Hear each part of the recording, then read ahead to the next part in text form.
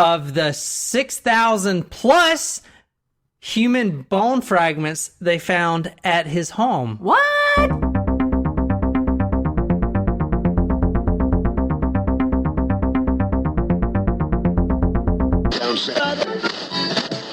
We're back, guys. Welcome to Talk Murder to Me, The Labor Day edition. It's your favorite hostesses with the mostesses, Nicole and Jen, featuring John. We have some 5-star reviews to shout out. Yay! And let me just say, I've already started reading it. have you? Yes. How far I've read are the you? first chapter. Good for you. And it sucks. No, it doesn't. Yeah, So- the Dursleys literally touch Harry inappropriately. Stop! I mean, that's kind of funny. But, so for those of you who did not listen to the last episode, John and I had a bet going to get to 50 reviews to see how we could do that. And, well, I won. So that means that John has to read Harry Potter and the Prisoner of Azkaban because he's already read books 1 and 2 and actually did not just bailed on a previous bet. So he's now having to read book number 3. We will also have him read book number 4 if we can get to 100 reviews by October 1st. So Jen, you're in on this one. Mm-hmm. I need your help. Okay. We want John to read all of the books by Christmas time so that we can watch them when they're on ABC Family. All right. So, Jen, what are we drinking today? Today, John gave us the hint of thrift shop. This is fucking awesome. I'm gonna pop some down. Well, I got $20 in my pocket. Anyway, so when I was looking up thrift shop or things like that they don't come up, drinks don't come up like that. So I kind of got creative and searched vintage cocktails, and one that came up, it was called the Greyhound, which is grapefruit juice and vodka. Which, fun fact, the Greyhounds are my school mascot. Really? Yes, Loyola Greyhounds. Huh. We will be drinking a variation of the Greyhound called the Salty Dog because we salted the rims. So it is And we use the High Noon grapefruit vodka, Yes. which is like fresh grapefruit with vodka infused, plus some more grapefruit. That's good. Very refreshing. very salty.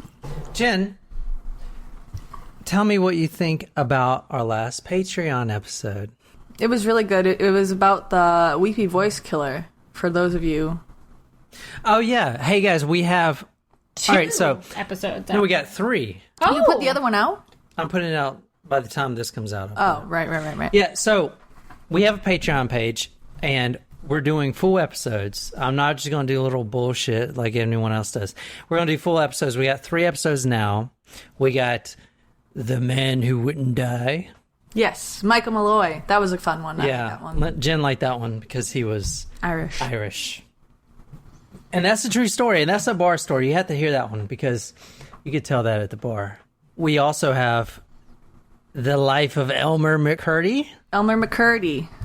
That was Elmer Fudd the whole time. Yeah, it was a fun episode. I really liked that about episode. murder, but it was it was interesting for sure. Oh, yeah. I felt really good following that guy, you know? Yeah. I feel like those are like they're not that the other ones aren't feel good, but those are like, yay! Go, you're rooting for the people who die. Yeah. So far. Yeah. Anyway. And he's down in history. Yeah. Which most other people would never be, you know? True. And he always wanted to travel the world, and he got to. Yeah. It's a really interesting story. Yep, and we also have the if you guys remember our Facebook Live episode that ended abruptly because of our recording mishap, we also have the recorded version of that story on Patreon as well. The Weepy Voice Killer. He sounds like a strangled Muppet. Yeah, he does. Speaking of Muppets. Yes, we saw the Happy Time Murders. Yeah, it was really funny. It was funny. Yeah. It was crude, but it was funny. Very Yeah, it was really funny. Which, if you remember from our mini-sode that we did way back when, we talked about going to go see that, and we saw it not opening... Did we see it opening night? Yeah. Yeah, there was no one in there. Yeah, but hey, you know, I don't think many More people for go us. see movies anymore. well, we also went to Cinnabar, so we had Yeah. ourselves a night. So once again, guys, we've got another Harry Potter book on the line for John to read. So help us get to another 50 reviews in 1 month. I think we can do it. I know we can do it. We really want John to read all of the Harry Potter books by Christmas. So please leave us a review. Stop whatever it is you're doing. And by the way, you'll get shouted out by us on an episode. Yeah. Okay, so fan number 2 writes, #amazing. This is an amazing podcast. The way the stories are told are so entertaining and get you hooked instantly. I love the humor that is added to them. John, Nicole, and Jen make a fabulous team. Lulu Lover Judy writes, great podcast. Woo! I love Taco Bell. We do too. Yes. B. Corcoran69 writes, entertainment, a fun mix with alcohol that goes along with true crime stories. Keep the entertaining podcast coming. Nikki Kim .f, OMG, lots of G's at the end there. Jen is hysterical. John is very patient. I die every time he sighs and says, ugh, okay, so anyway. And Nicole, we have the same name. This podcast is a lot easier to listen to than others, and it literally feels like one of my friends telling a story. John is a good storyteller. It's not like it's dragging on and boring. He's good at explaining and describing stuff, and his research is good. Very entertaining. Also, Jen and Nicole are my spirit animals. Oh my gosh, I Who is love that? this. I don't even know who that Oh is. my god. Nikki G. NickKim.f. Nick Kim. I don't know. I don't know, but I love it. Yes. Your Yeah. name is Nicole. Thank you, Nicole. Thank you, Nicole. I do want to say, once I read the book, I will do a video episode. Ooh, it's And gonna I go on will- Patreon? It'll go on Patreon, and I'll do a complete Spark Notes of this stupid book. I'll do a complete Spark Notes of Harry Potter And and what? The Prisoner of Azkaban. The Prisoner of Azkaban. Nope. Surprise shots. Surprise shots. We don't know what they are because they're a surprise. What is that? I didn't- Okay. That's nice. All right. Cheers, guys. It's a lovely, like a pinkish red. that's really good. I like that. Mm-hmm. Oh, it's strawberry? Strawberry watermelon. Oh. I've never had that before, but I've Can I always see? wanted to. Kinky Red. It is a tantalizing. Guys, tonight, Oh, you did get a lot. I got 6 of them because I thought, you know. The pumpkin spice one shot wasn't enough Yeah. last time. ladies, we are drinking a tantalizing fusion of fresh watermelon and strawberry. Kinky Red. All night. All night long, all night. All night long, all night. Okay. It was good. It's a good segue. I am really interested to hear what you guys think this story is going to be about. Someone tries to pawn the murder weapon off at a thrift shop and someone else finds it later. Ooh. That's good. Nicole? Someone accidentally buys a murder weapon at a thrift store and they get mistaken for being the murderer when it was really someone else. Wait, so you just basically took what Jen said. No. What'd you say? She said someone pawns it at a thrift store. And then someone else buys it, I said. And you said, Someone buys it and they get framed for the murder. I'm like finishing Jen's that's story. literally the same thing. I'm finishing it. I'm completing it. Where are we going? Texas. Connecticut. No, New York. Guys, this story is going to... Piss Piss us you off. off? I always say that. I know. Are we going to have to make another shirt for you? No, it's not going to piss you off. Unless you're a gay man living in Indianapolis in 1990s. Oh. Well, Okay. Well, not me. Let me tell you about the book that I read for this story. The book's going to be on Talk Murder. I'm posting all the photos. You really got to see this. This is a crazy story. crazy. This story is really fun. The book that I'm pulling a lot of this information from is from author Ryan Green, and it's called You Think You Know Me? You don't know me, bro. The true story of Herb Baumeister and the horror at Fox Hollow Farm. Yeah, Herb Baumeister. Have you guys heard of Herb Baumeister? No. This is a great story. It's really different than what we usually do. Good. Oh, okay, cool. And so, you know how... I'm intrigued. Yeah, well, all right, here's the reason I really like it. You know, a lot... All right, think of like Todd Kohlhepp, right? Fuck you, Todd Kohlhepp. Yeah, fuck you, Todd We should Kohlhepp. we should share an update about Todd Kohlhepp. Kayla, Yeah. his latest... Or his captive, the one that got out, she won the... Or not won, but she was granted... the entire sum that she asked for. I think it was like $6.3 million. Wow. She may not get it all because they're basically liquidating all of his assets and his company's assets, the real estate company's assets. That was in the news. Plus, Todd Kohlhepp, one of his prison friends, came forward and said he was bragging about some more bodies off the side of the road. The sheriff was reluctant. They went down there, wasted 2 whole days. They didn't find anything. Todd Kohlhepp just likes media attention. So, all right, I actually really enjoyed reading this story because Should we be worried that you enjoy reading stories like this? I don't know. All right. Guys, I'm worried. Did you guys have anything to eat today? no, Me either. fuck, I'm hungry. Me too. It's different. You know how Todd Kohlhepp's like, I like media attention. Yeah, I killed all them girls. Look at me, I'm a serial killer. He wanted to be a serial killer so badly. This guy. He doesn't want to be a serial killer. No, this. Herb doesn't sound like a serial killer name. He sounds Herb like Baumeister. He sounds like a Baumeister though. Let me show you something. Herb does not The sound. Baumeister. Let me show you something right off the bat. Is he German? Baumeister. All right, I'm going to show you guys a video real quick. It's a minute long. And you try to describe, think about the qualities in his personality, and then you try to describe him to me based on what you see in this video. 11,000 miles of roadway. He's a garbage and we man. paint those miles of roadway each year, and this is just an isolated incident that happened. Right by striping, whatever. Herb Baumeister of Carmel saw it all. I said to my son, they're gonna hit that raccoon with a spray gun, and sure enough, they just striped right over its face and neck. Didn't even move it, no effort to, get it out of the way. So I happened to have a Polaroid with me, so I took a shot at the thing. A raccoon, which met its demise on the yellow line, became one with the paint. The raccoon has since been removed. This is all that's left. This was just, the painter should have had a chalk line drawn around his career by state officials. There was no excuse for that. The poor thing deserved a better fate than that. So just what is the explanation for this? All right, that was old Herb Baumeister. Now that was some footage that So is Herb the painter? No. that was some bystander. Witness. the guy that was standing there talking. Yeah. he was a witness.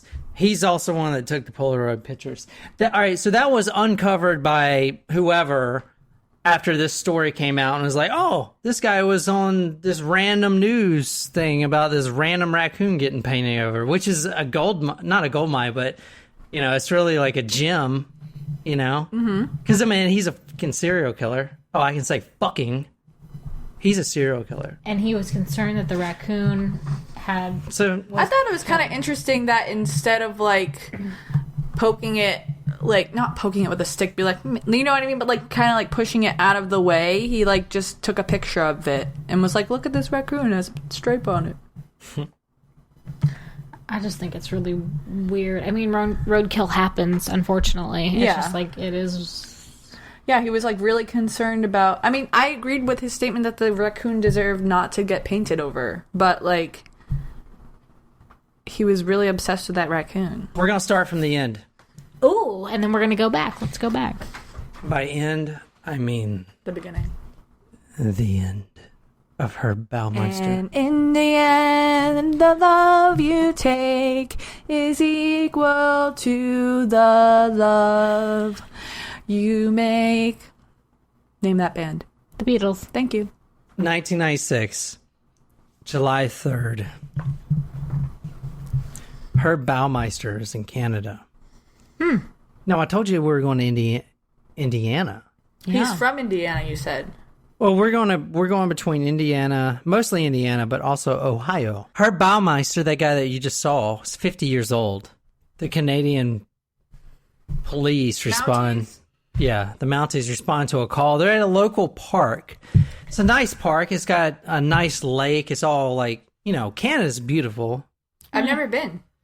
And it's all like, it's very beautiful. Like the lake is all crystalline, and there's like, there's a park bench, you know.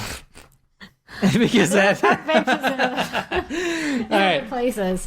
I don't know if you haven't like been to downtown Charleston. They have park benches. They pull up.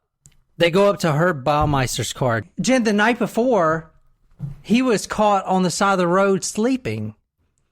And a female police officer, Canadian police officer, came up to his car, worried, not suspecting anything, saw some videotapes in the back. Keep that in mind. Pornography. Saw some videotapes in the back and asked Herb, like, what are you doing? And then she took down his information, his license plate, yada, yada, yada. And then he was sleeping. Yeah, but she woke him up. Oh. Because, as a cop, if you're sleeping on the side of the road, you're going to get woken up. And then he drives off. Not nice. The next day, Tired. The cops see him again. His same car is at this park in Canada. They come up to the car, look in old Herb Baumeister. And old Herb Baumeister, his head is blown off. Oh. He shot himself in the head with a .357 Magnum. That's a very powerful pistol. Very powerful. That's the one. It's a large pistol. Yeah, that's the one. What's his name? You Damore? No, the guy. Samuel L. Jackson. No, the guy. Pulp Fiction? You feeling lucky, or the guy that we watched that movie, El Torino? Clint Eastwood. Clint Eastwood. You feeling lucky today, I've punk? never seen that movie. Yeah, it's a that big. was great. Yeah, it's a, Trino? It's on Netflix right My now. dad knew Clint Eastwood. it's a big pistol. Cool guy. And he pointed it straight into his brain, right into his little limbic system. You know what's interesting about suicide is that women attempt more, but men complete more, because women don't use as lethal as a method, or they don't so women are more likely to use like pills or things like that, where men are more likely to strangle themselves or shoot themselves You in can the head. strangle yourself? You know what I mean. There's a guy that cut his Hang yourself. Hang own head off with a chainsaw. Huh? There's a guy that cut his own head off with a See, chainsaw. that's more lethal. This is July 4th, the time of celebration. And he's dead. His brains are splattered all over his car, his Buick. Completely dead. In a park. Although it's a very lovely park. In Canada. And Yeah. Can we go to Canada? No. There's a suicide note. we'll tour there next summer. Guys, there's a suicide note. Oh. It's 3 pages long. Wow. Song.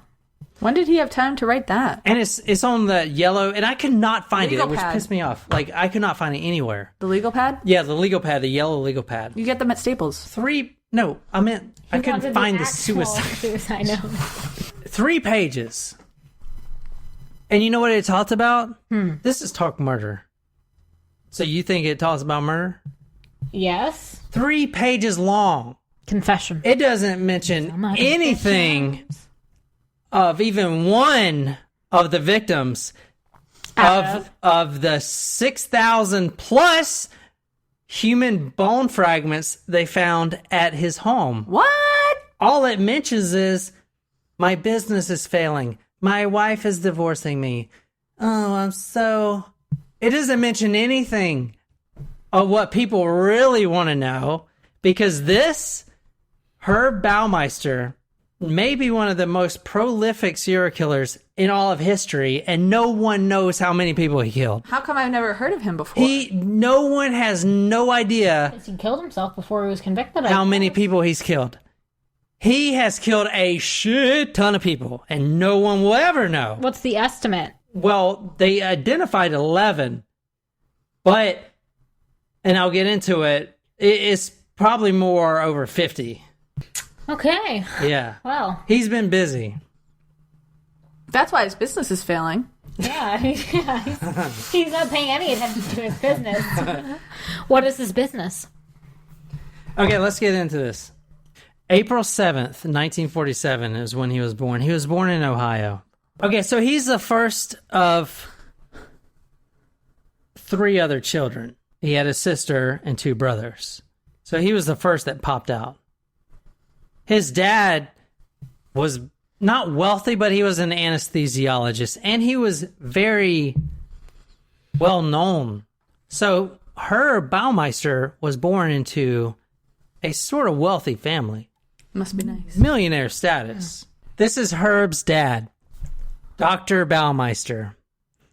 So, and he died at 66, which really affected Herb. All right, so his dad was very influential. His dad was an anesthesiologist? Yeah. Being a anesthesiologist, a very well-known and successful one in the community, you would want your first son to be something you could be proud of, right?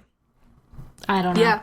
Well, Herb was not that. Although, I'd always be proud of my kid, unless they were a serial killer. Herb was different. He was really smart, but he had not a crude sense of humor, but a very twisted sense of humor. And he was probably intelligent.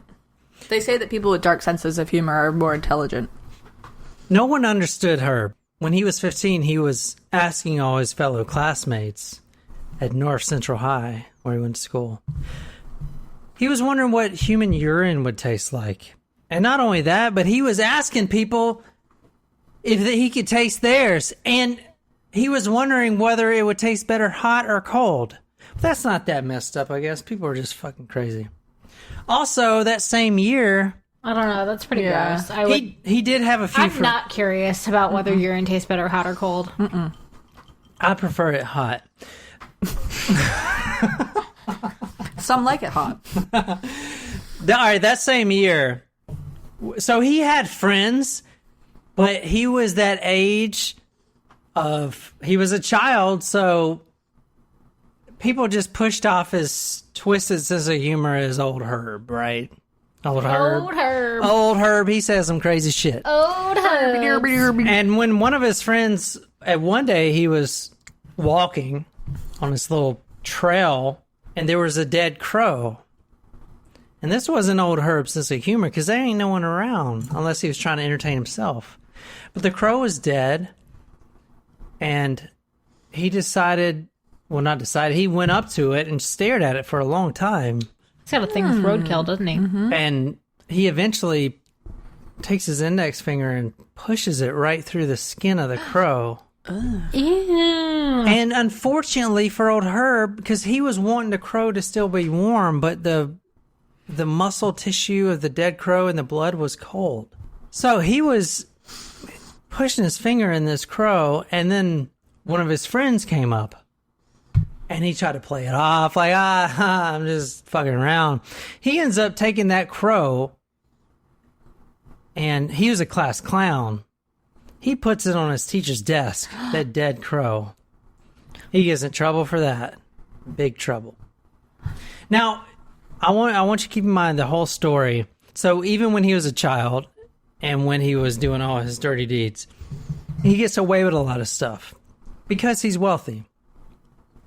You know, the police, when they were looking for him, they didn't pursue him. They didn't put any effort into catching him because, you know, he's wealthy.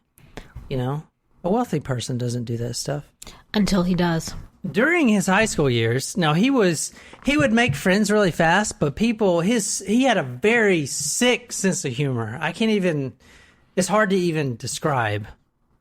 You know, I mean, it's not even crude. It's just like, weird. He was really interested in decaying bodies, and just, you can tell he was just not there from the start. Yeah.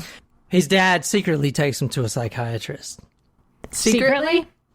Well, I mean, not secretly, but think about it. His dad is an anesthesiologist. a well-known anesthesiologist in the area. No, he doesn't want to be seen taking his son to a psychiatrist for a psychic eval, right? That'll ruin his reputation. Mm-hmm. I don't give a damn about my reputation. All right, no, Joan Jett. Let's do Also it. featured in Shrek. I'm not going to tell you about one serial killer. I'm going to tell you about 3. Ooh. Wait, what? I'm going to tell you about 3 serial killers. And Herb is one of them. Herb is one of them.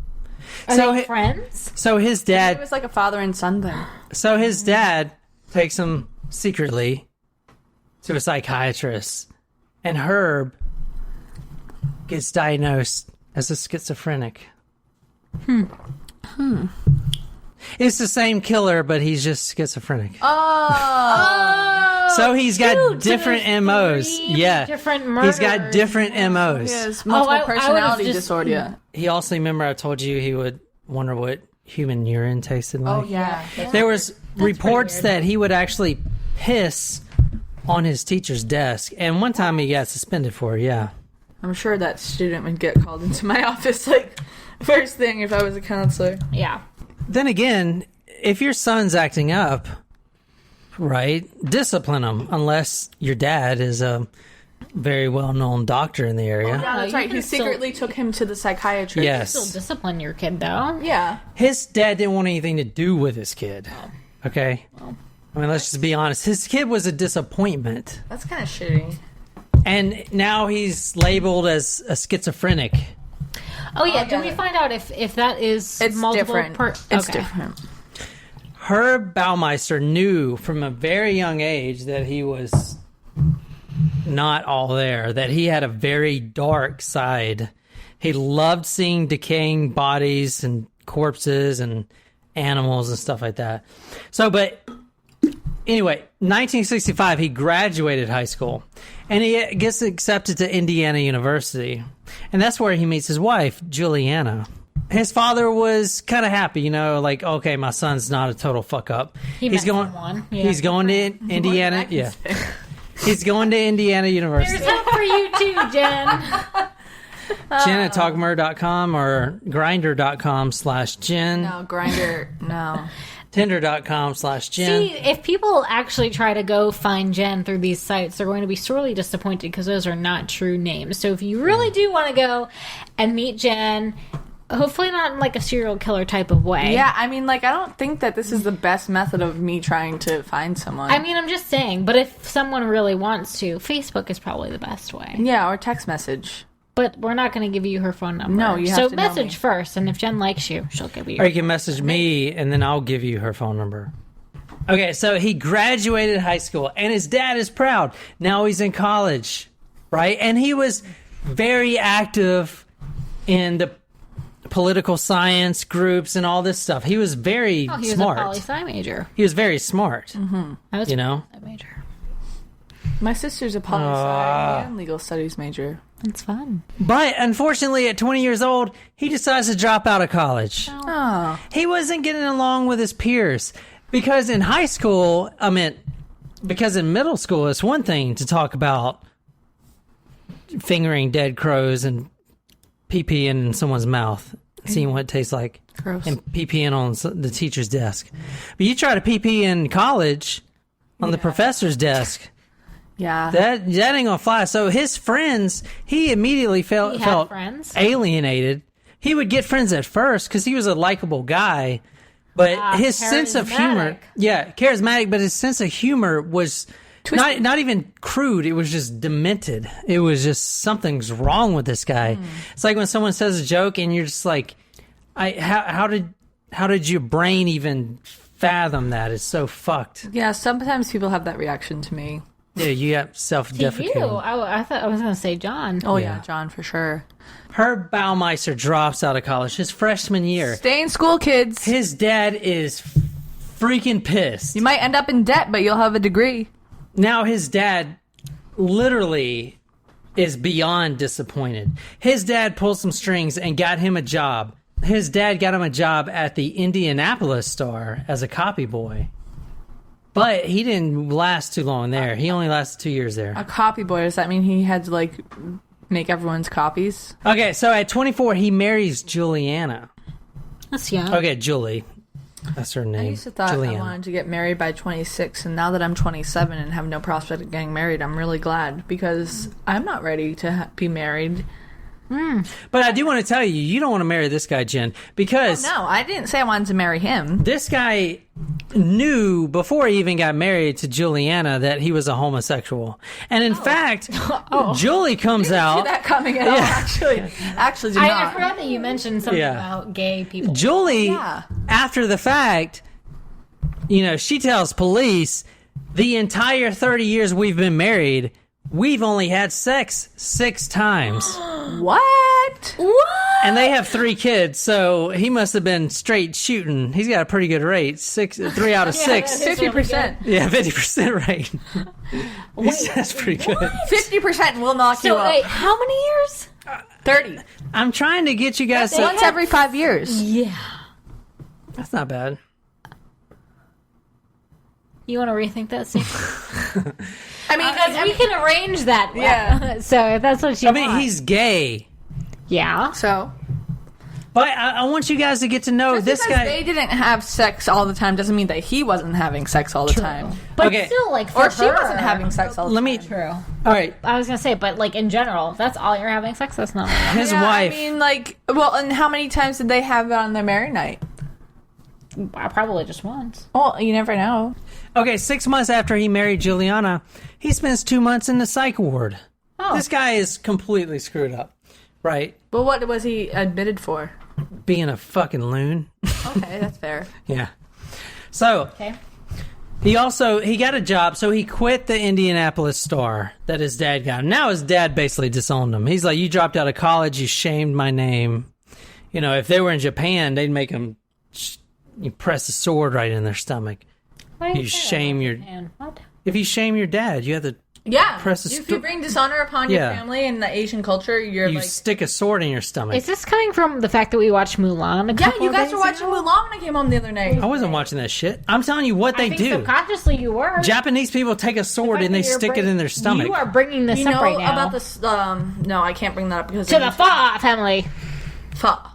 I had pho for the first time. Oh, come on, let's do it. Wasn't that great? We gotta go to Lotus. I know, we keep saying that, but we never All got... right, We gotta pick a date. and we'll go. 1974 through 1985, he got a job at the Bureau of Motor Vehicles, which is kind of like the DMV. BMV? Yeah, BMV.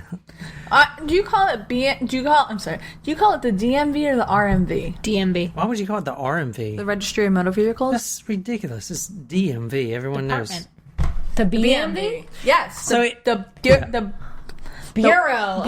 Yeah, Bureau of Motor Vehicles. So he's actually... Borough. All right, The Bureau. The Federal Bureau of Investigation. Yeah. Finish that Shit, show. we're really behind. and although Well, that's what they call it. the no, BMV... it's the DMV. He's working at the here it is, Bureau- But back then in Indiana, it was the BMV. Was it? Yeah, you didn't hear the whole conversation we had?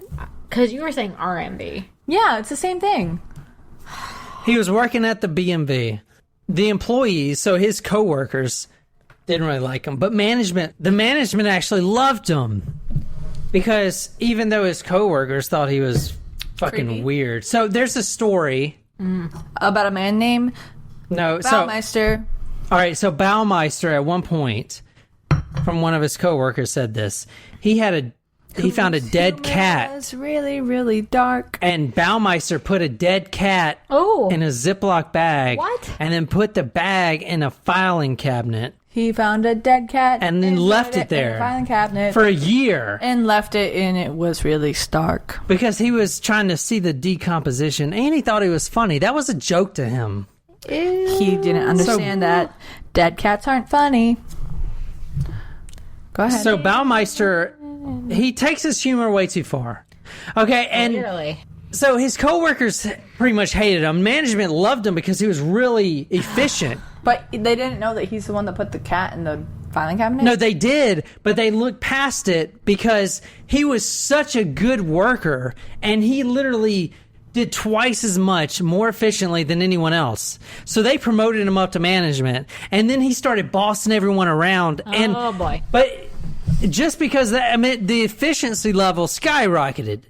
Everyone, and they looked past his weirdness because at the end of the day, he was getting shit done. And that ain't normal at the BMV/DMV because we all know they don't do shit there, right? True. Like any other government agency. Yeah.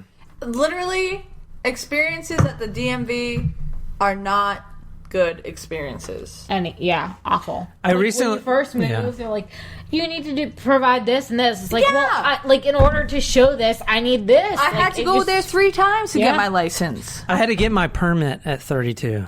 Yeah, that was fun. I had to get a driver's permit at 32 years old. I know, because you lost your license and it was expired. And for a period of partially 2 your hours. fault. It's partially your fault. It's actually entirely his fault. For, Because for a not only period. did he lose his license, he let it expire for a full year. So for a period of his 2 fault. hours, I could not drive unless I was with parental supervision. Well, guess what? For that whole year, you probably shouldn't have driven without parental supervision. Correct. How many times Actually, did I at all. endanger my safety? A lot. Driving in that car. A lot. When my headlight was out, and I was thinking about what if I get pulled over? Because the guy that stopped in the middle of the street the other day, he was like, "You don't want to get pulled over." And then I was like, "Oh no, I don't want to get pulled over." Because the last time I got pulled over here, the guy was like, I was really stressed out, and I started bawling. And he's like, "What's wrong?" And I was like, "I just don't need to get pulled over right now." And I was literally bawling. He's like, "Do you need to like stop driving? Like you can't drive like this." I was like, "No, I'm okay." And I was like, it was crazy. But I didn't do it because I got pulled over. I was genuinely like stressed out, so I started crying because that happens when I get stressed out. Anyway, but this time I didn't get pulled over. But the whole time I was thinking, I was like, if I get pulled over, I'm not gonna cry, but I am gonna tell him it's because I can't open my hood. Did you fix it? Yeah, John helped me yesterday. Oh, good. He worked there for 10 years, and his coworkers knew he was fucked up, like in the head. Okay? But he was such a good worker, and he would play these jokes. So he started, old PP and Herb. He started PPing on the boss's desk. Still? And the boss was okay with At it. some point, you would think you would outgrow that. Yeah, that's like a. The boss would walk in and there'd be PP on the desk, and he would look past it because Herb was such a good worker. He was so efficient getting everything done. They knew it was him?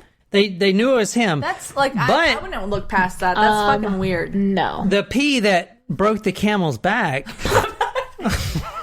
That was a good one. Good was point. Thank you. Was when Herb pee-peed on his boss's desk again, but on a letter that was supposed to be sent to the governor. Oh. So he peed all over the letter of his pee-pee. So he's like the Calvin and Hobbes bumper Yeah. sticker that they have, where it's like a Calvin pissing Yeah. on Anything. anything. So My favorite one is the Yankees logo, but he also alienated himself. So he also alienated himself one time from his Only coworkers because he sent his coworkers a Christmas card because he's a good guy, Sent him a pee. Christmas card. It was him posing next to a drag queen. And they didn't think it was funny. Herb thought it was hilarious. But they thought, okay, this Wait, guy is he needs to gay? come out of the closet. That's what they thought. They thought this guy needs to come out of the closet. Well- They didn't get his sense of humor. I'm going to read some quotes from the book. One Christmas, he gave out cards with a picture of himself posing with a festive drag queen, leading to a great deal of muttering around the water cooler that he may be a closeted homosexual himself. This set back his pursuit of a promotion considerably, and it was only after almost a decade of working in the bureau that he finally received the right promotion that he believed was his right. That's funny. why, He's what's got not self- funny? What him like just taking a picture with a drag queen? I don't get it. They probably just... He was especially at the time. No, he was. I think he was dressed in drag. Oh, he with the was- drag queen. Oh, okay, that's kind of funny. I'm kind of laughing. But to send it to your coworker. Yeah, but his coworkers knew he was weird, so they were just like, "Okay, you need to come out of the closet. Yeah, you need to." well, I can do that. Well, I do have to Keep in mind, he's got a wife. because not all guys that cross dress or dress in drag are gay. A lot of them are, but not. Okay, everyone. if my wife would probably be pissed at me if I was dressing in drag. Yeah, probably, but you don't have a wife that we know of, so I don't know. Not that you know of. She doesn't speak English. Oh, right. What does she speak? Vietnamese? Does she work at a nail shop? I pick color for you. Anyway, but I'm just saying that not all drag queens are gay. During this time at the DMV, remember he had sex with his wife 6 times? Right. 3 of those popped out some kids. Right. Now, yeah. Marie, his first child, daughter. Eric, a boy, second. And his third child, Emily. That was one of, 3 of the 6 times that he performed coitus with his wife, I thought coitus was not. Is coitus the same thing as intercourse? I think it's, yeah. Yes.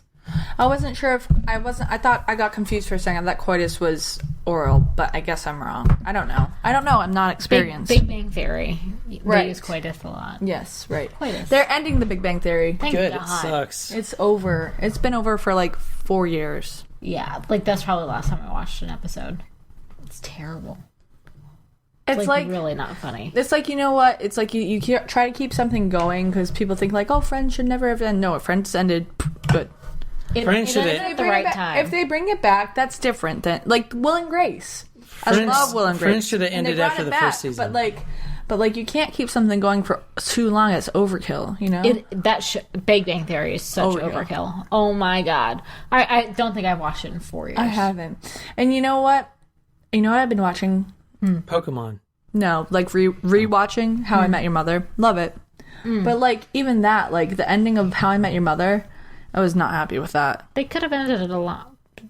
2 or 3 seasons earlier. Yeah, I was not happy with that. I really think that Barney and Robin should have ended up together, but what do I know? I like that Robin has like 8 dogs. 5 dogs. 5. Do Okay. you like How I Met Your Mother? No. All right. I don't So think he's ever seen it. You would now, like it. now he was I making. think I'm a mix between Marshall and Lily. I'm gonna go pat heads. Okay. You're a mix? Who is do you John? think? John's Barney. How Barney and Marshall. yeah. Weird combination. Yeah. Wait, who do you think I am? Would you think that's a fair assessment? Definitely some Marshall. Yes. Maybe Marshall and Ted. Because I am like a Marshall hopeless- and Lily. Yeah. I guess. Yeah. I I just just see a wouldn't little bit have of Robin in you. Yeah. Sherbatsky. I can see Sherbatsky in you too. Yeah. I'm a hybrid.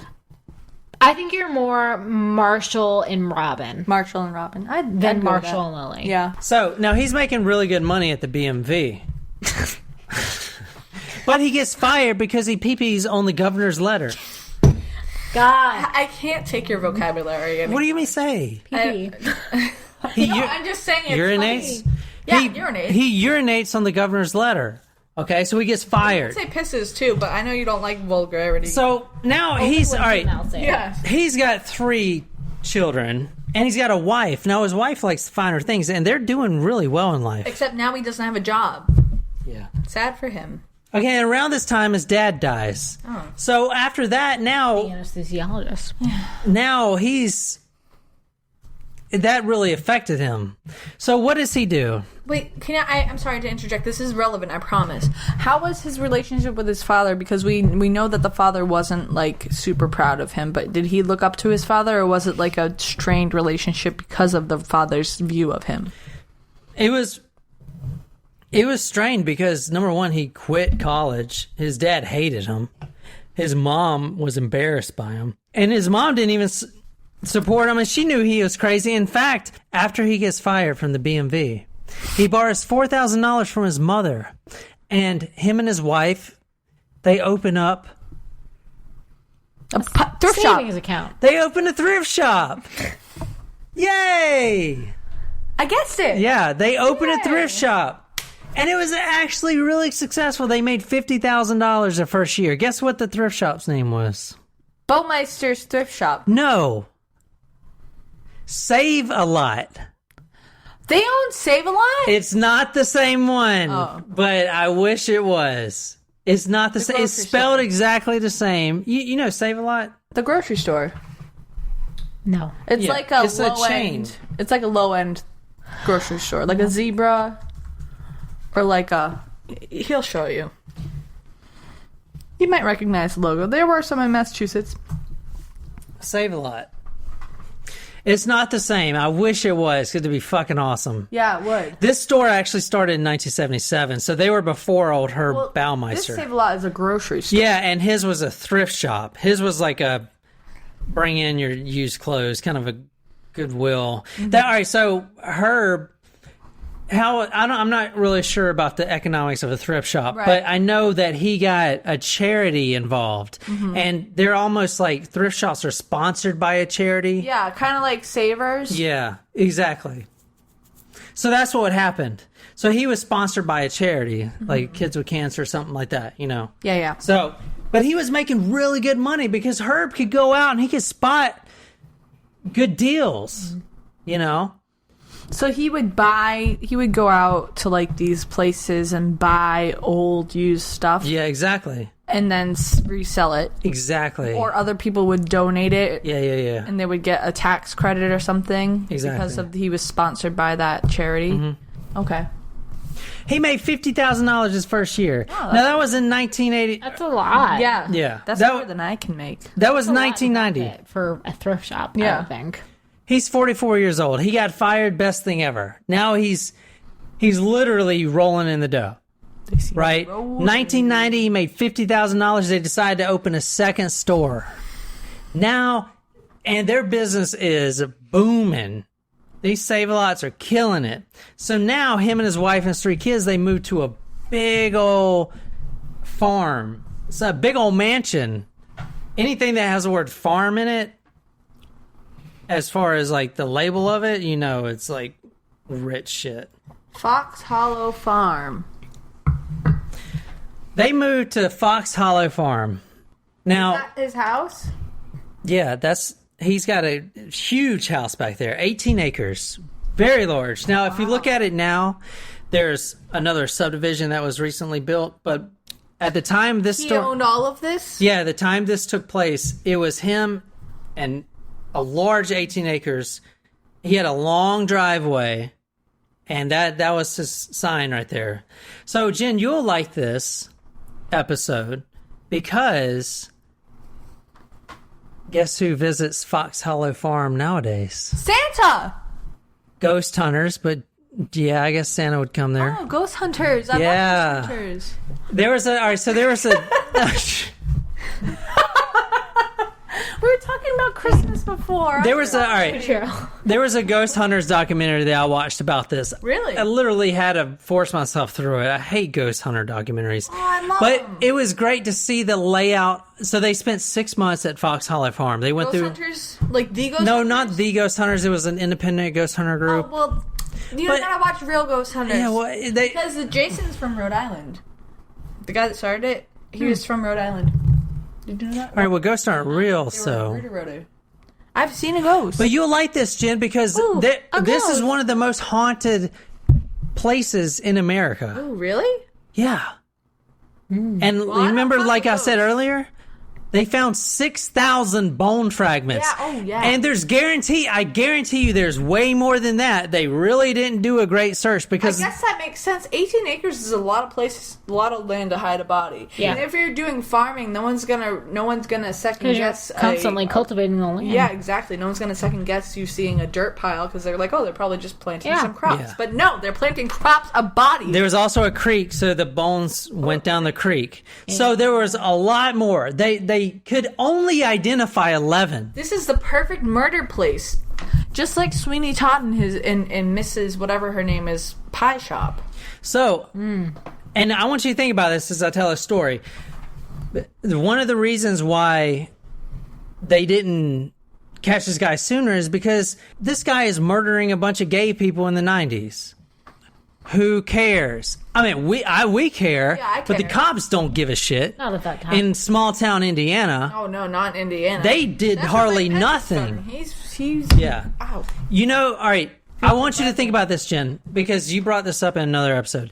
Will you, at the end of the day, if you got a good deal, would you live here on this farm? Fuck no. I don't fuck with ghost roommates. Because you know that there's bones still out there. I don't deal with that shit. I would not even stay I there. wouldn't either, even if I don't believe in If it. you- I just like bad juju. He's creepy. Yeah, thank you. Bad This is juju. Herb Baumeister. He's creepy looking. That's him. That's his wife, Juliana, when they first got married. Oh, see, he's not as creepy looking then. Still a little She's She's looking like creepy. kind of You like. guys, talkmurder.com, you see all the pictures. She's kind of like. That makes sense. This Betty couple. Lou Who. Cindy Lou Who. What? Her name is Juliana. All right, Yes, I'm just yeah. saying that's what she Who wants a beer? Raise your hand. I'll take one. The rules dictate that I can't have another beer until you finish your drink. So hurry the fuck up. All right, during this time, the body of Eric Roediger, 17 years old, was found in Indiana. Oh, we're finally getting to the first murder. Here's the thing about this guy. He's a douchebag. He started this business, and it's stressful. I've been in a situation where I'm getting stressed out of business, and what do you do to relieve the stress?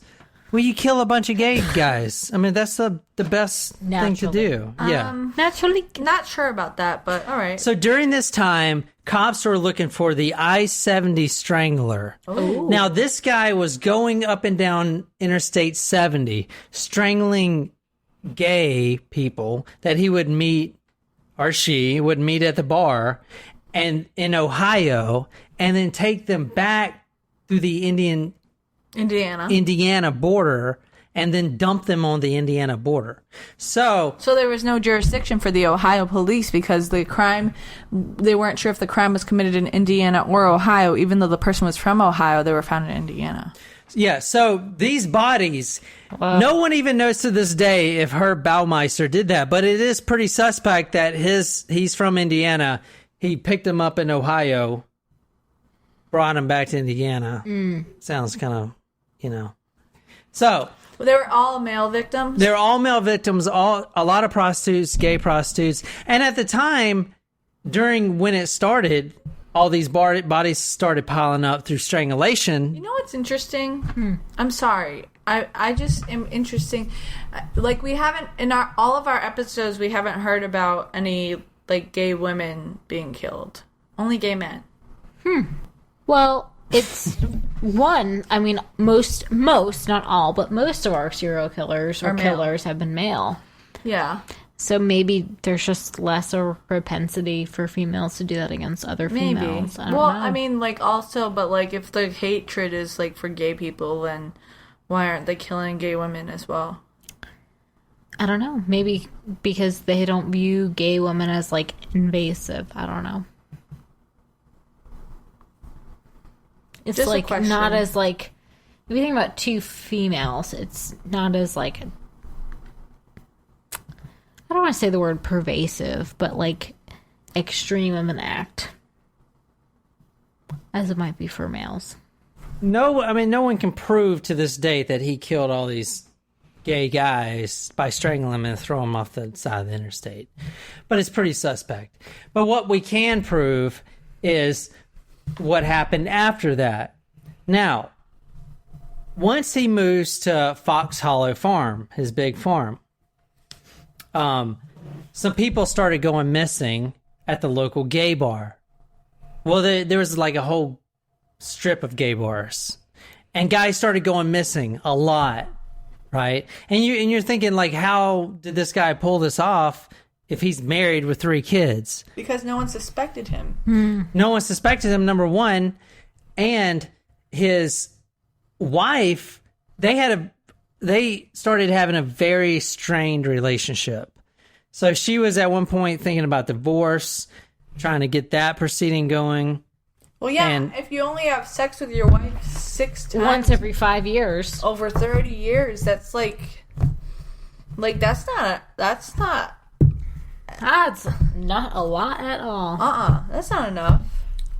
Like, I feel like a lot of the times men complain more about not having enough sex as more than women do. You know what I mean? But even for women, That's not a lot. that's not. We have needs too, people. That's right. All right, I'm going to run through some list of victims. They were all strangled, okay? And some of them were just reported missing, never found. All right, so stop me if you got a question. 1990, You don't like it when we stop you. the body of Clay Boatman was found. He was 32 years old. He was strangled to death. Okay, Michael Riley, a 22-year-old, he disappears. No one's ever found him. Johnny Bayer, 31, was reported missing. His body was eventually identified as one of the bone fragments on the Fox Hollow farm. Jeffrey Jones, 31, missing. Richard Hamilton, 20 years old, missing. Alan Livingston, 27. Stephen Hale, Alan Broussard, Roger Allen Goodlett. Goodlett was one of the key players to get this guy caught because one of his friends, and I'll tell you in a second. So you have all these gay guys going missing, and the Indianapolis police literally didn't give a shit. They didn't launch an investigation. In fact, the only one that did launch an investigation was a private investigator. I just have to comment. When you strangle someone to death, it's really about power, I feel like. Like when you... It's very personal. Yeah. When you just shoot someone, it's like you can pull a trigger that takes less than a second.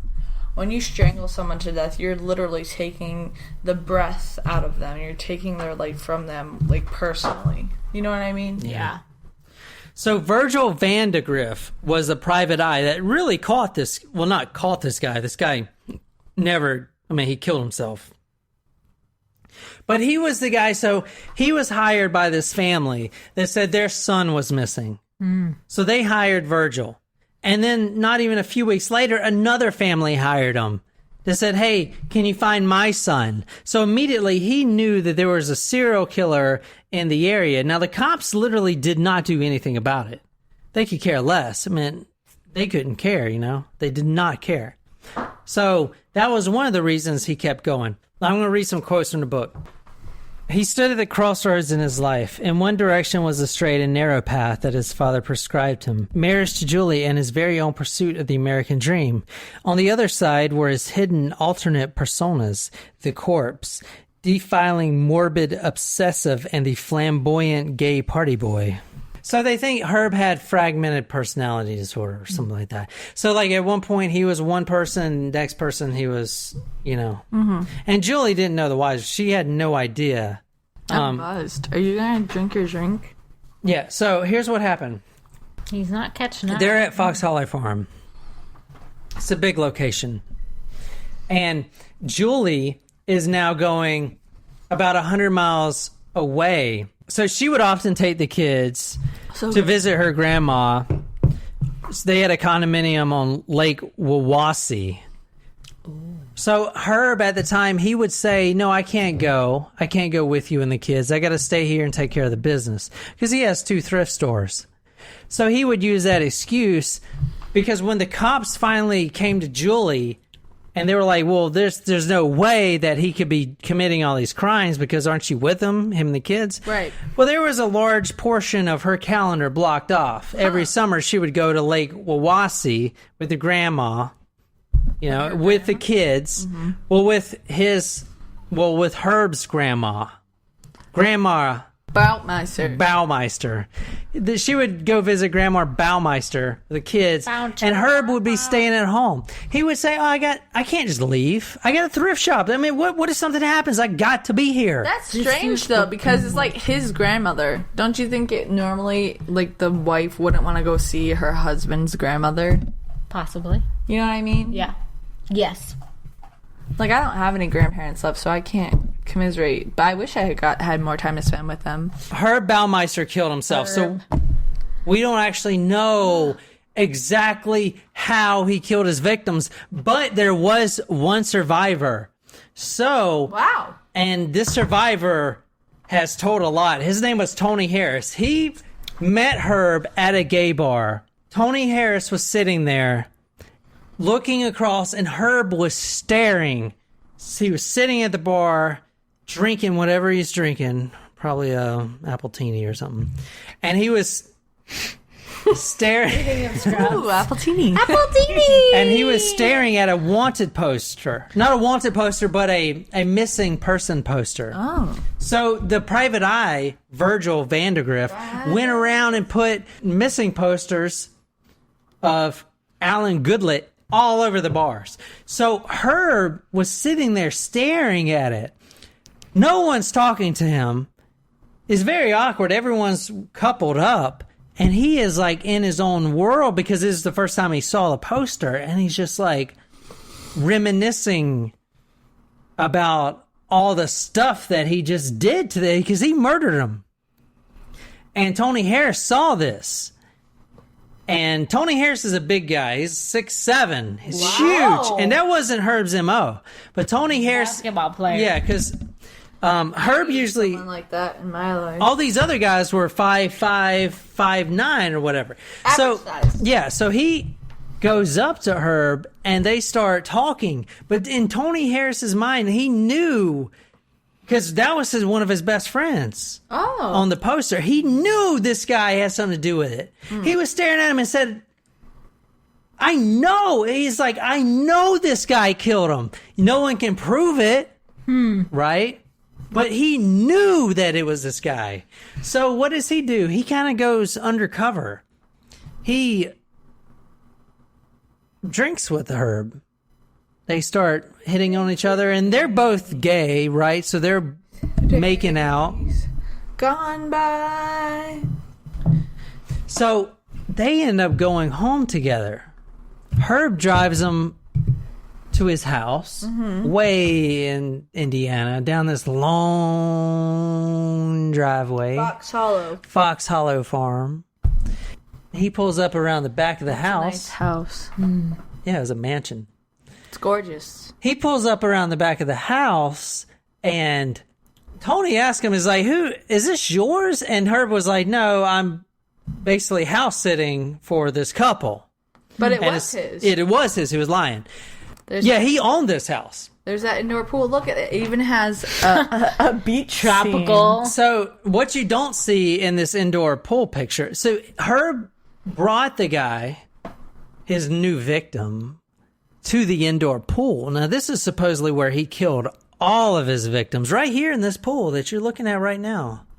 And what happened, because it happened to Tony Harris, he just didn't die, was they were drinking and doing drugs, cocaine, stuff like that, having a good time. It was probably like 2, 3 in the morning.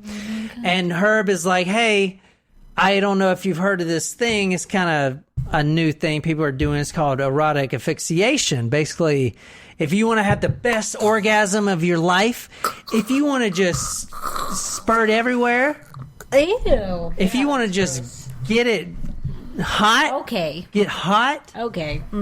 get hot." You can't make eye contact with me when you say those things. You have to make eye contact with Nicole. think Otherwise, it's like not okay. It's really funny when he does that. Okay. When he does make eye contact with me. Yeah. He's trying So- to make you uncomfortable. So the victim, Tony, is sitting on the chair, like a beach chair.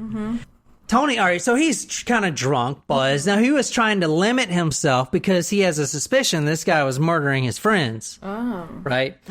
But still, he's kind of buzzed. He goes in, and all the lights in Herb's home. All of the lights. Yes. Listen, I'm so glad to have Nicole here because she knows what I am thinking. You know what? Forget the indoor pool. I want a beach. True. Well, we can have an I indoor want pool both. and I a want beach. both. Yeah. Because what I was going to do here was do like the dual hot tub / like infinity pool. Infinity pool. See what you're missing I out only on, need John? to save like 25 G's for that.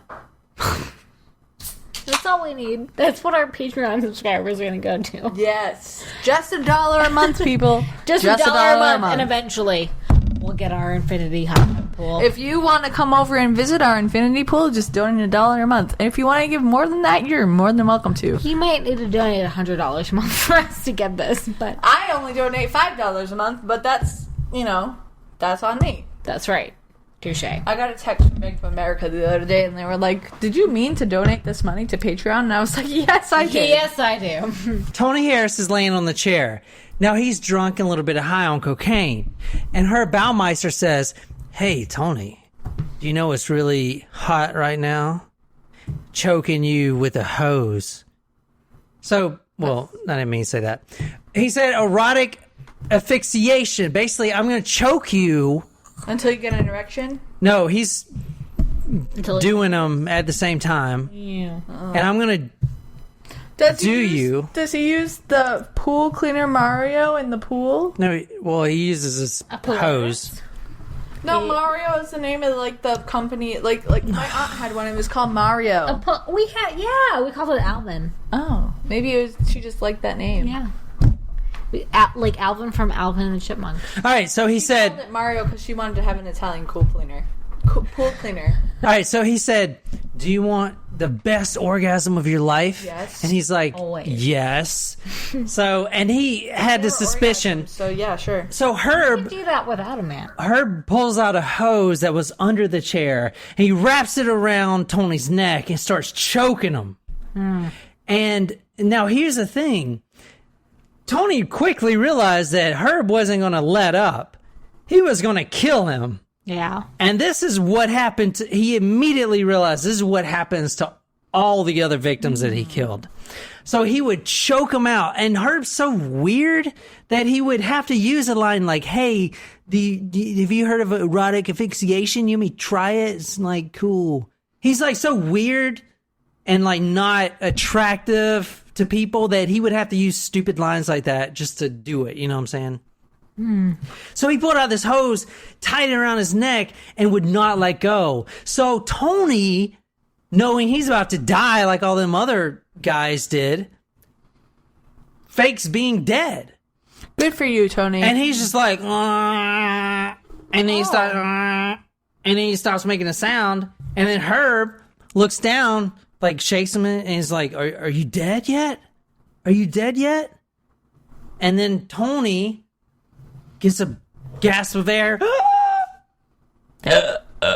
And Herb is like, looked at him like shocked, like, oh fuck, I thought you were dead. And then like, Herb is such a weirdo that he doesn't finish him off. He just gets up, and keep in mind that this guy was 6'7", so Herb didn't really, he could overpower him. Right. So Herb goes to the bar, does himself a little drugs, because of, he's so fucked up in the head. Yeah. And then he passes out. And Tony is like literally about dead. Finally comes to. Literally would have died right then if he didn't pretend to be dead. So now he sees Herb, like he's just like, what the fuck is going on? Herb noticed him breathing. All right, so Herb's killed like 30 guys like this. Right. So he knows when they're dead. Basically, they stop moving. Yeah. So Tony stopped moving. Yeah, but if he stops moving, he's still breathing, so his chest is still gonna go up. And keep in mind, they're high on coke and they're drinking a lot of alcohol. Yeah, but you're still breathing. Your chest goes. Well, he didn't die, Jen. I don't know what to tell you. Well, I'm just saying, if he was actually paying attention. Did you want him to die? No. Because we could probably email him. Is he still living? Well, I'm just saying that he would notice, like, if he was paying attention, that the guy's not fucking I dead. feel like you wanted him to die. I didn't want him to die. I'm just saying that if he was smart, he would know that his victim is not dead. So he sees Herb passed out. Now, he doesn't know his name's Herb. I should have mentioned this before. I'll cut it in.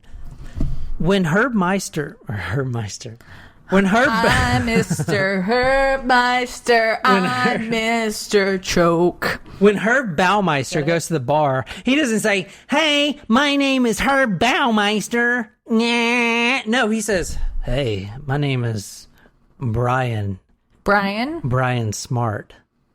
Oh. He was such a freaking weirdo that he used the word name Brian Smart. I liked the name Brian until you just told me. So now everyone's looking out for Brian Smart. And the Backstreet Boys is my favorite. So this guy lives. Herb passes out. And in this guy's mind, he's like, oh my God, like, this is how he killed everyone else.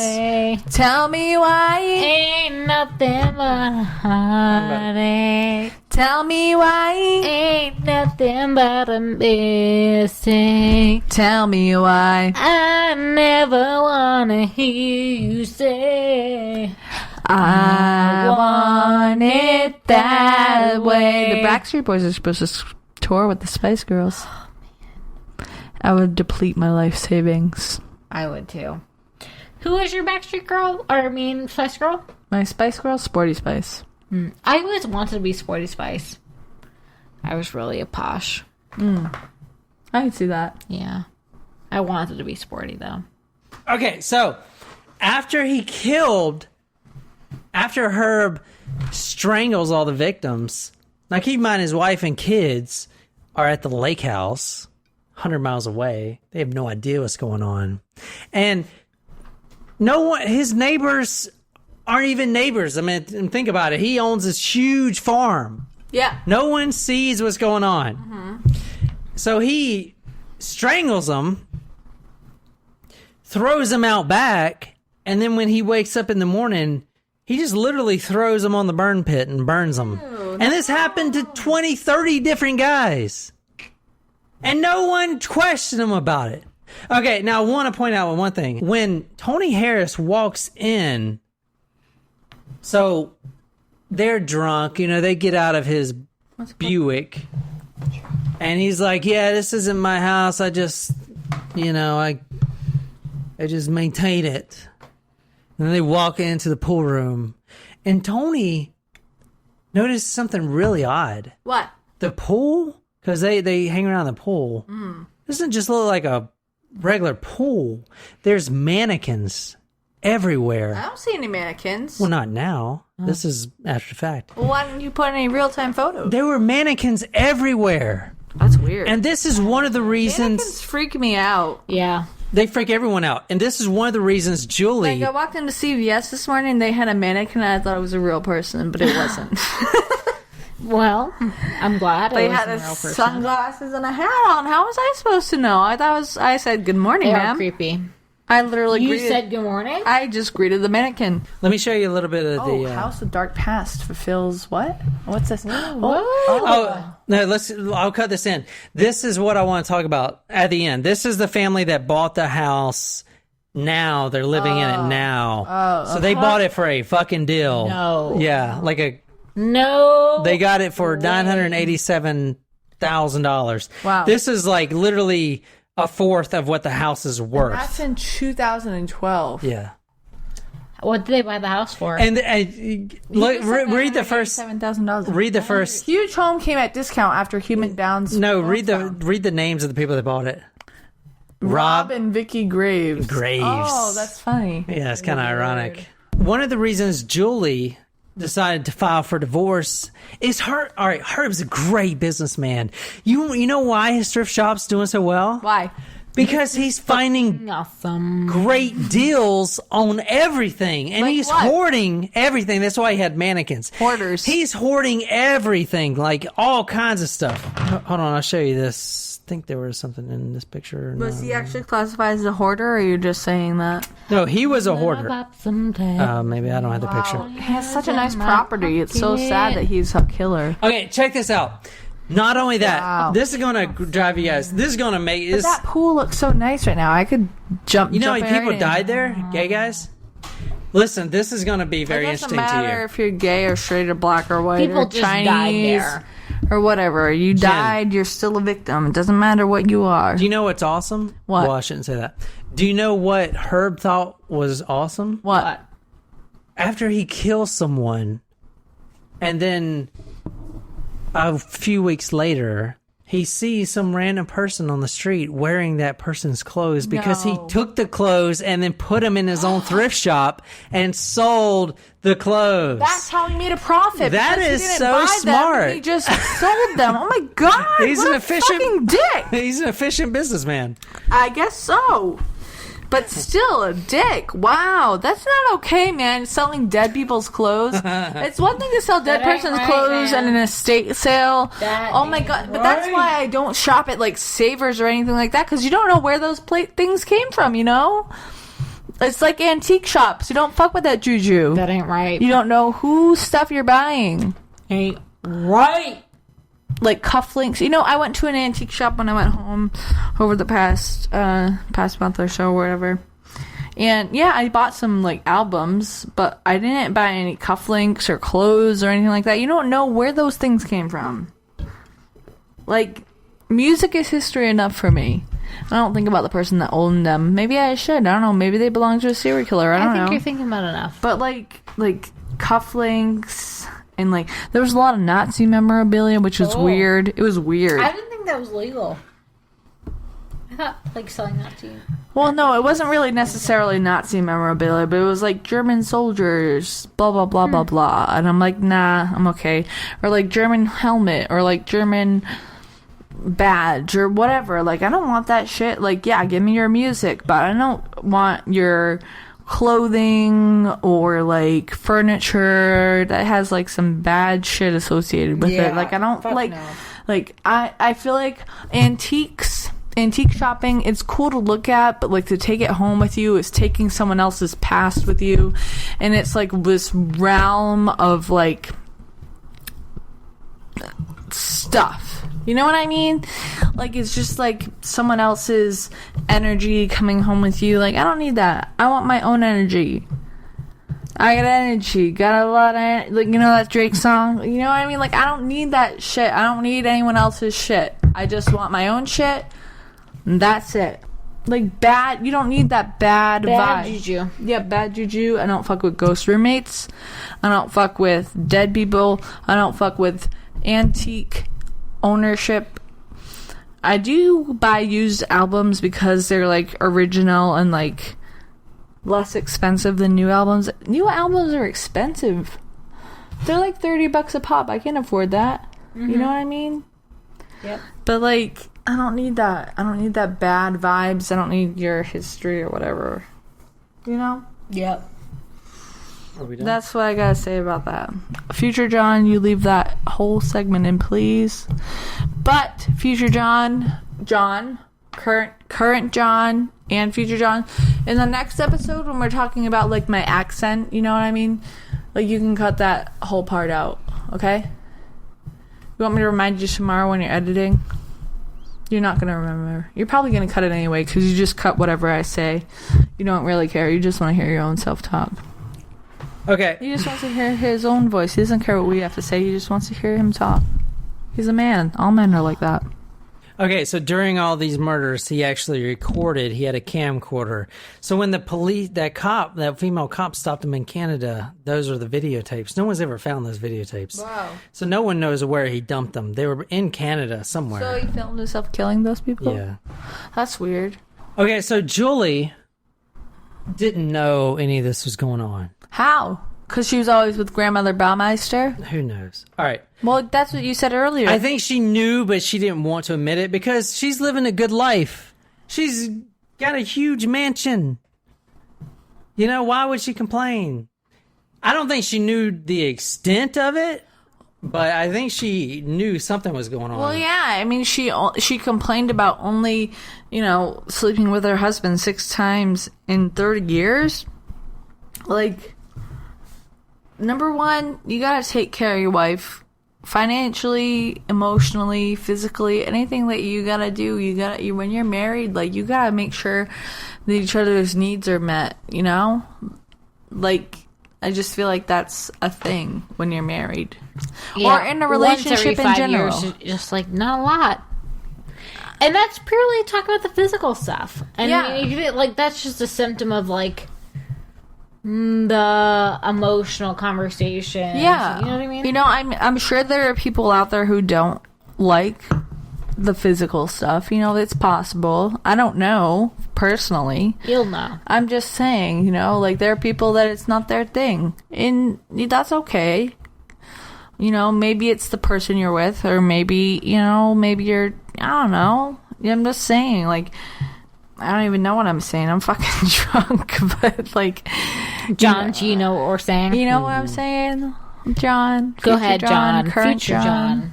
Interject. Herb let his fingers trace over the skeleton laid out before him. Oh, hidden under said that in like such a sexual way. It was kind of like Herb. hidden his fingers trace over the skeleton. Hidden I'm sorry. I believe it's fucked up. Can I finish the sentence? Yeah, whose skeleton are you talking about? Hidden under the paper-thin surface of skin and the barely thicker layer of muscle, he pressed down and felt the cool of the night air already starting to seep into the gift of flesh laid out before him. Are you reading from a pornography? He shuddered, drew himself out of the corpse, and then thrust his way back in with an elated yelp. With each movement, the world around him became darker and more distant until there was nothing left He is except reading from a for porno. him and his body and this body. That's weird. The perfect gift he had given himself as God of his tiny dark universe. He had eternity to enjoy his little treasure now. So he killed someone, and then he's a necrophiliac. He's raping the corpse. Is that what you're saying? Mm-hmm. That's gross. Yeah, he would mostly have sex with the corpse after. But not when they were alive. No, he would have sex with them while they were alive, kill them, Also. and then, but he wouldn't get the pleasure from that. He would get the pleasure from after, where he can be himself. That's weird. Yeah. Well, I mean, that's not okay, but I guess you gotta do you. I don't know. I'm drunk. I don't know what I'm saying. It is unknown exactly how many hitchhikers suffered this fate. Hitchhiker? Yeah, that was the I-70 killers. Oh. So he was an I-70 killer That was as his well. nickname? But then when he moved to the Fox Hollow farm, he became just... I mean, he didn't have to dump them on the side of the road. He has his own mansion to do what he wanted. So with. what was his name when he was not he- killing highway people? They just called him the Gay Strangler, but yeah. That's not a creative name. But no you one's guys gotta do better They can't. than that. All right, no one's proved that he did it. Just because you find 6,000 bone fragments on Herb Baumeister's property doesn't mean that he killed anyone. You keep in mind, he shot himself before he got to confess anything. Yeah, but I mean 6,000. All right, so there are 206 bones in an adult human body. 6,000 divided by 200 is 300. Yeah, but you got to keep in mind that not bones, fragments. So a femur could be in like 4 different pieces. Right, but I'm just saying, like, You also got to keep in mind that like no one knows how many people he killed, or if he even killed anyone. well, then why are we doing this episode? I mean, obviously he killed a shit ton of people, Right. But to prove it beyond, like, if he shot himself in the head, and the only thing good for him, at least he took his own life, so he, yeah, but the thing is, I'm not condoning he wrote suicide by any means. I just want to put that out there. I'm just saying, like, this guy took his own life before he could be accused or whatever. So he took his own life before the government or people who decided his fate could. He was in charge of his own life. I'm not saying suicide is a good thing. It is not a good thing. If you are considering suicide, please, please, please seek help. Talk to your counselor. Talk to your friends. Talk to your family. If you're considering anything like that, make sure, just don't do it. It's not okay. It's not good at all. yes, everyone knows he killed all these people, and all the bone fragments were found in his backyard. But he wrote a 3-page suicide note that didn't mention one fucking thing about killing people. He's not. So did he do that to say fuck you? He's not interested in redemption. Or was he just completely schizophrenic and fragmented psyche out of his mind that the person that wrote that note didn't kill anyone, but his other personality killed? That is a crazy thing. That's what I'm trying to say. The 3-page suicide note blamed everything on his suicide but killing all these people. It did not mention one thing about killing anyone. Maybe he doesn't feel guilty about it. That's why he didn't come. Or maybe he didn't know he was doing it. Because if you're schizophrenic, you might not know. Right? Or you might not know that it's wrong. But it's most likely he knew. Yeah. Let's be honest. He was literally throwing bodies in a burn pit. Now, Julie, she did get really suspicious at one point. Okay. 1994, 2 years before he killed himself.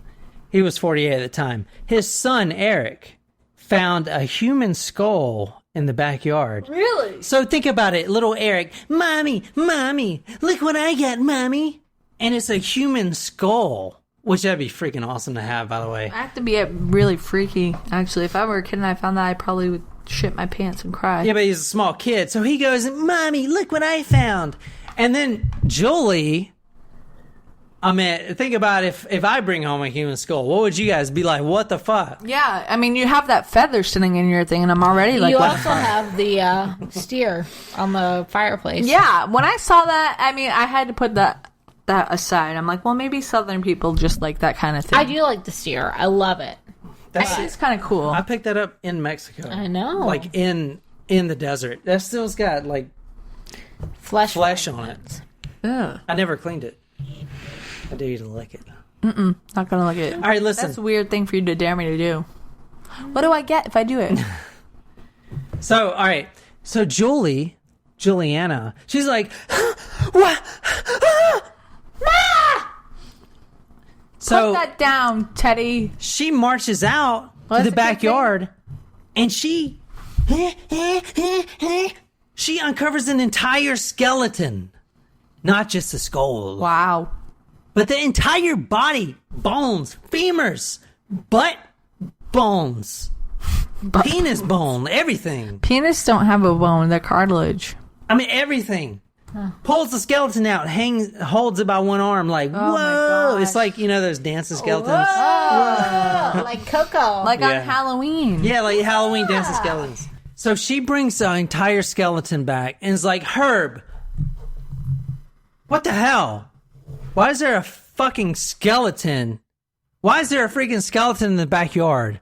And Herb tries to play it off like, oh, you never went to anatomy? The head bone's connected to the, his weird sense of humor. And then he says, don't worry about it, sweetie. Don't worry about it, sweet cakes, pumpkin pie, lover, pretty girl. The skeleton's there because it was my father's. Remember, he was an anesthesiologist, and he used it for an anatomy What? class or whatever. That's what he says. I don't believe it. No one believes it. Even Julianne didn't believe it. In fact, at a later date, she actually told the cops that, hey, because they were, all right, when the cops finally did, they couldn't get Herb because he was a respected businessman. You don't just go searching around a respected businessman's property, right? So eventually, once they knew that Juliana was filing for divorce, they went up to her and tried to convince her to let them search the property, which she didn't allow. But eventually, the cops were really on, like right before he died, they were really on his trail. And he actually kidnapped the kids and drove up to Michigan. And then that's when Juliana was like, I need to get my kids back. Right. You guys can search the property. And by the way, I found a human skull like a year ago. Oh my gosh. So now when she found that human, she dug up the skeleton, and then it disappeared. So Herb did something with it.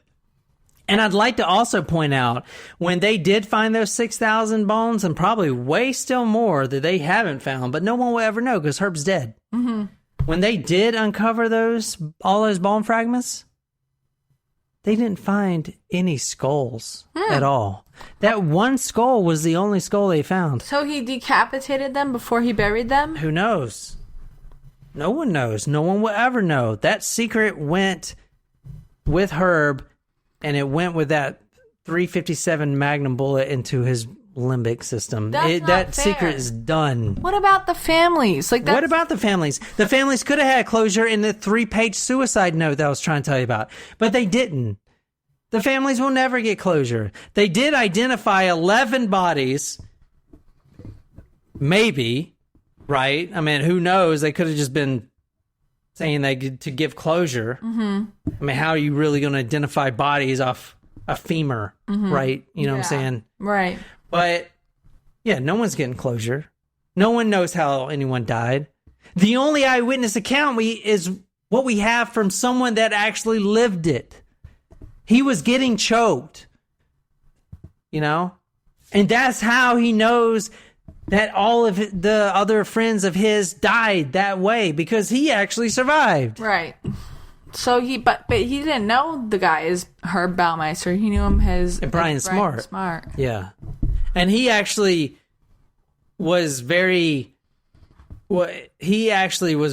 crucial in bringing this case to a halt. Now, keep in mind, the Hamilton Police Department, which was the police department in Indiana, Alexander Hamilton. they didn't do shit. And they got a lot of pushback. They didn't actually put surveillance on Herb until he was gone in Canada. They dug up thousands of bones in his backyard. Herb goes missing, and the police still didn't do anything. Why? I don't know. Maybe because he's a respected businessman. And like I said, when you got wealth and you live in a mansion in a very high net worth neighborhood, you don't want to, there's no way he could do that. This guy didn't do that. There's two murderers here. Wow. There's two serial killers. The I-70 Strangler, when he was going back and forth between Ohio and Indiana, he was kidnapping hitchhikers, gay men. They all had the same build, same look, same age range. They would all be strangled the same way and thrown into the ditch. Right? Mm-hmm. That was one. Right. The other was when Herb, and the reason they know that it was Herb is because that stopped when Herb moved into the Fox Hollow farm and his wife was leaving for the summers up in Wawasee Lake with his grandma, right? Yeah. So when that happened, the killing started, but they stopped on the I-70 murders because now he's got his own place. Yeah, but you said we would meet 3 serial killers. Who was the third? There is a third. Oh, good catch. Yeah, good catch. But I don't know if I want to go into that because I honestly... It's already 4:40? Well, yeah, that and it's completely different. It's suspected that he also killed 5 women. That's different than his MO, though. Yeah. Yeah, but it's... The I-70 and the other was exclusively for gay men. Yeah, but during this time, it's very, like... It's very loose. It probably wasn't him. It may have been, but maybe not. Just for our knowledge, you can cut this from the podcast, but what was it? Over the course of 2 months, this man killed 5 women and 1 man who was shot from behind after being mistaken for a woman due to his long hair and slender build. Okay. Examination of the ballistics evidence showed that the perpetrator had been using a jeweler's rogue to try and clear the barrel of the pistol and prevent further jams. Jeweler's rogue, whatever that is, was used frequently in the thrift store to remove scratches in the glass. Herb was also known to own a .22 caliber pistol that he took with him on business for protection, keeping it in his glove compartment, which he would use to not intimidate, but to threaten the victims. So he killed women and men with that. It's a pretty familiar forensics as in those, but it's completely different MO. So if you want to put this in, here's the thing. They think Herb was it's not like a Todd Kohlhepp. This is a completely out of his mind individual. Schizophrenic, fragmented personalities. So one personality is going around his hatred for women, killing women. His other personality is choking hitchhikers. And his other personality is choking people with a hose. I mean, it's completely different MOs. So it's literally, it's so crazy. And they know that he did both the strangling and the strangling with the hose. And those are 2 different MOs. Right. So they could map those 2 out. So they were trying to connect them with this, which is a possibility he did, but who knows? I mean, the bottom line is no one will ever know. He took that secret with him to his grave. That's selfish. I mean, if you're going to off yourself, you should at least, the only point where I would say not to say anything is if you were innocent. And in that, that, I did not do this so that people know.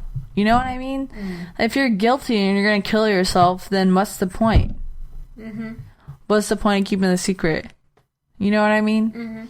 Keeping your name a good name if you're not a good person does not make any sense. You're going to kill yourself anyway.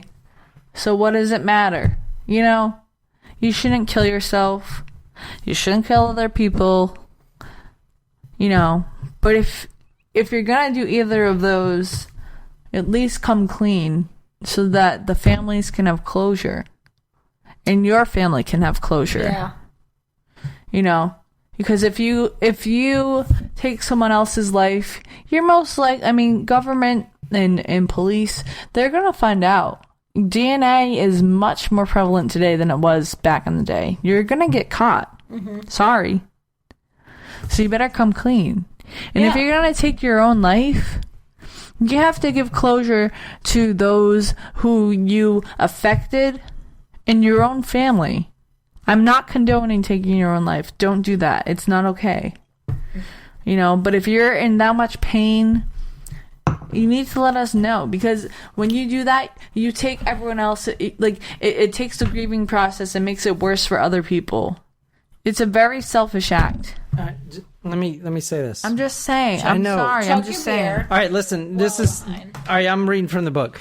The killings were supremely impersonal. He walked up to strangers and shot them in the back of the head. Yikes. A far cry from the extreme intimate murders that he had indulged in so far. We already recognize that Herb disassociated constantly, fragmenting this personality into acceptable and unacceptable personas that he would try to adopt at the appropriate time. We also know we also know that this put a great deal of stress on Herb, creating situations where he was suicidal when he was not able to integrate the different sides of his psyche, or at least let the dark side out to play.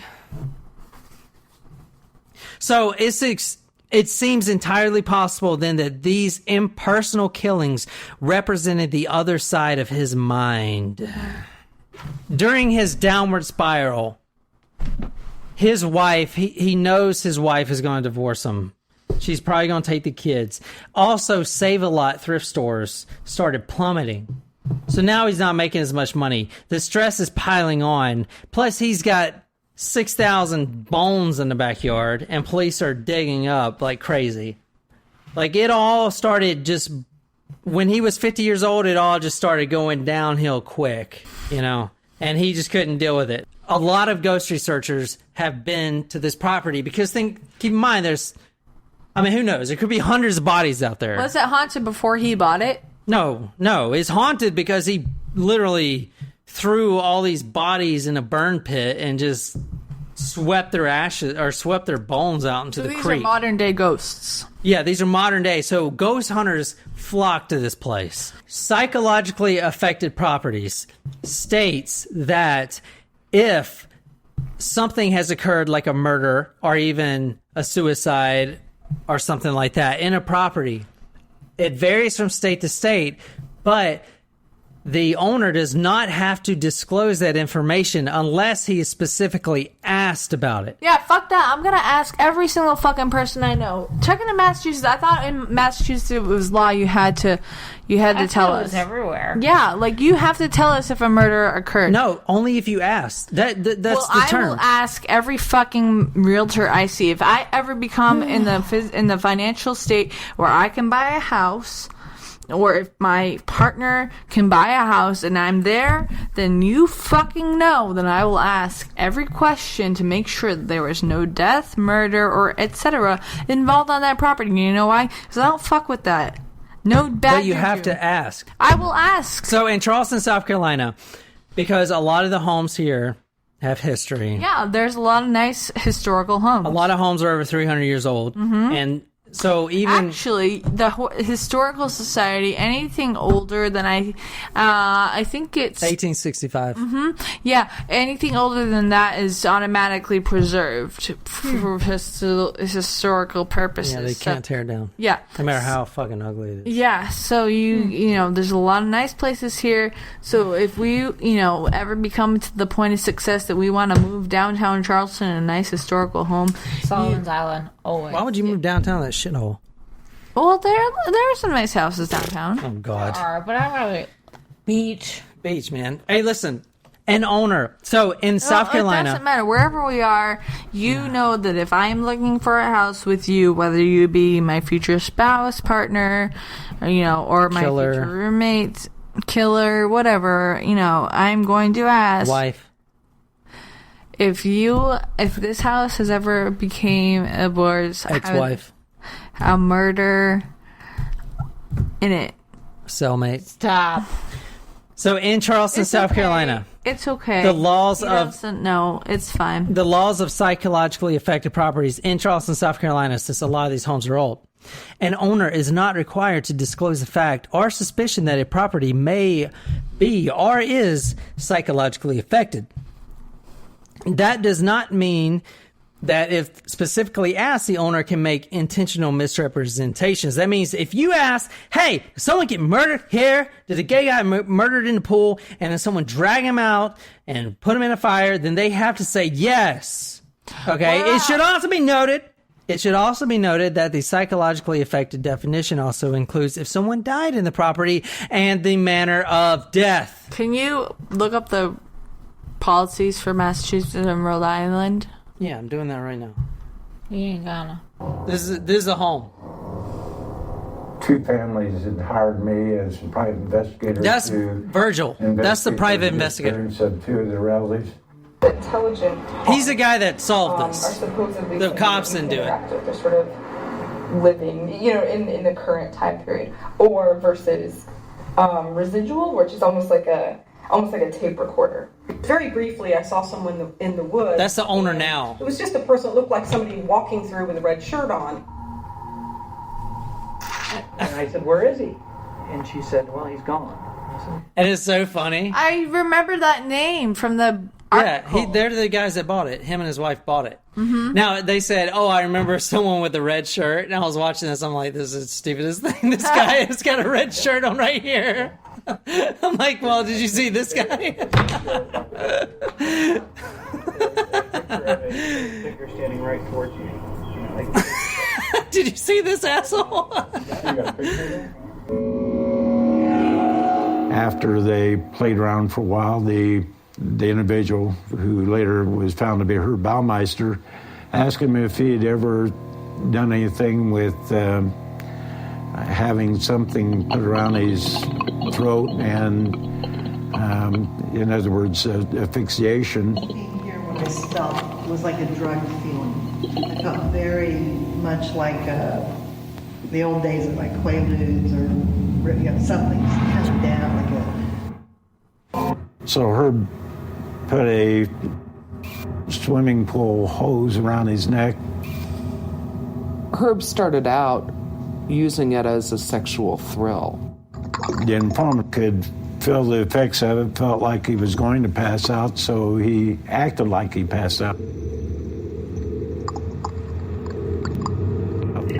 He stayed like that for a couple of minutes, and then when he opened up his eyes, Herb was extremely surprised that he was awake.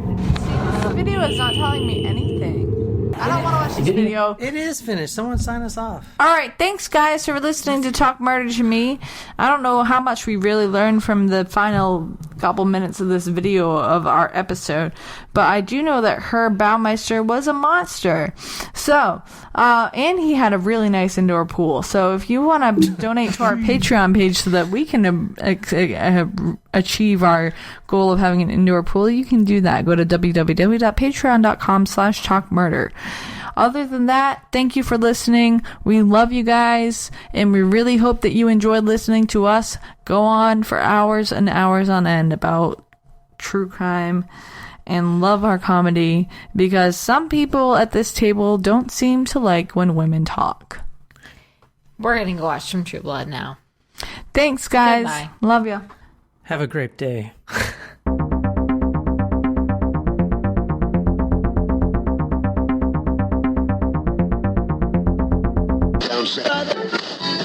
Hey, come on. I'm way ahead. Can I please say this thing, please? So, all right. John's way behind us. He's laying. I'm literally gonna quit. You won't quit because you need us. It does have to be nice. You put that. Oh, do not put that Stop. feather in your mouth. Birds are dirty. Every time you guys ramble on, I'm gonna put it in my mouth. All right. Well, if you get diseases, it's on you. It's not on us. Well, then Nicole gets it. Babe? Nicole, don't let him touch you until he cleanses And his if mouth. this has crabs, she gets crabs. It's hard. If this has syphilis, she gets syphilis. That's what she said. I'm taking your privileges away until you drink that drink. You're When you still can behind. outdrink You're me, still behind. when you can outdrink me, then you will be greater than me. I can't outdrink you, We Jen. should do a shot for shot. You literally end up on the bathroom floor every other episode. 1 + 1 does not equal the greatness of me. John, You're in the South now, Jen. Okay? Get with it. You better get with the program now. funny, John. All right. Future John. Future John. Regular John. I don't care. Regular John. Why don't you tell me how you really feel? I don't like regular John. I don't like regular John. Excuse me while I whip this out. Nope. Yeah. What? Herb Baumeister was a serial killer, and they identified 11 bodies, but there's probably more. Bone fragments. How yeah, long- 6,000 bone fragments, yeah. How long had he been killing for? No, quite a while. Quite a while. Stop. What? You're the boss of this one. Yeah! Yeah! Finally, some fucking recognition here. Well, I mean, like, it doesn't matter what we have to say. You're going to do it anyway. Can we take this, please? In today's episode, John gets murdered by Jen and Nicole.